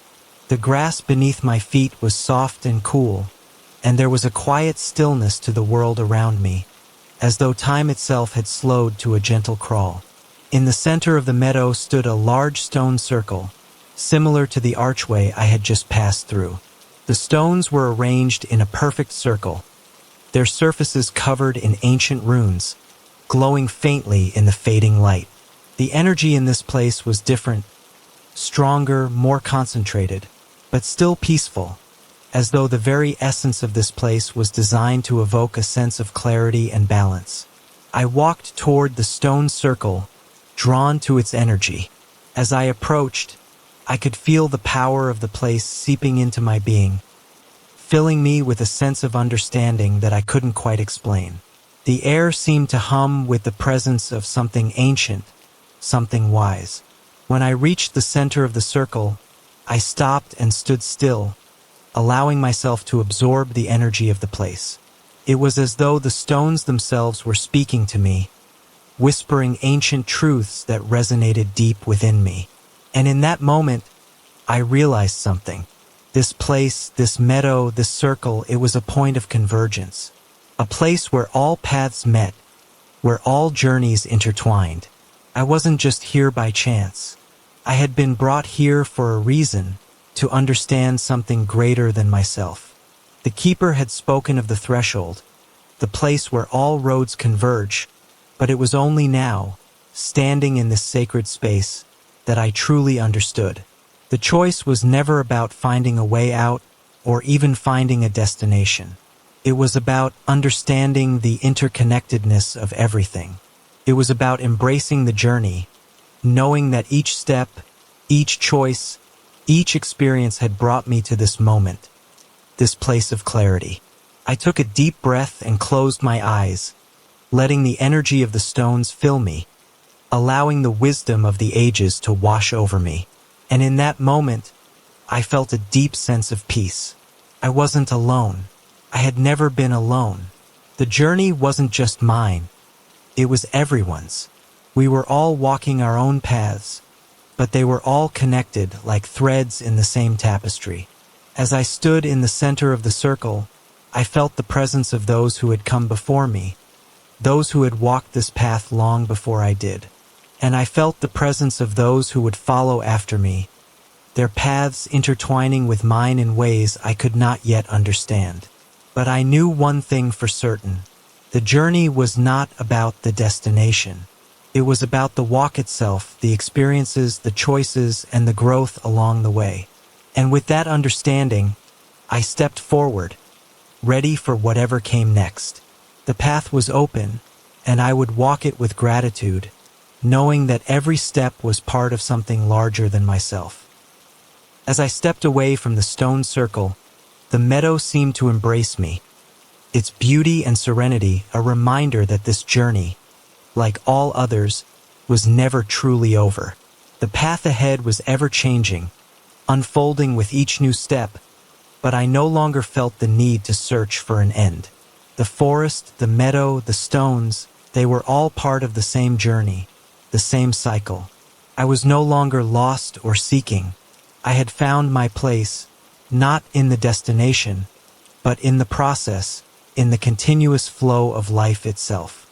I walked on, with the peacefulness of the moment still settling deep within me. There were still unknowns, of course, there always would be, but for the first time, I understood that the beauty of life is in the journey, in the unfolding of each new day, each new choice, each new step. The sun dipped lower in the sky, painting the world in soft hues of orange and pink.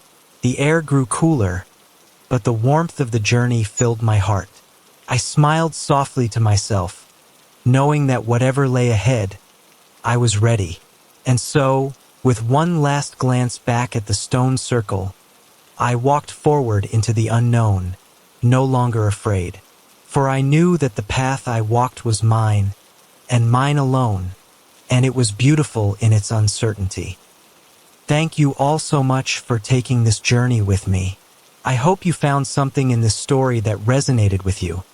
something that reminds you to embrace the path you're on, no matter where it leads. If you enjoyed the story, don't forget to like, share, and subscribe for more. There are many more stories to tell, and I'd love for you to be part of the journey. Take care, and until next time.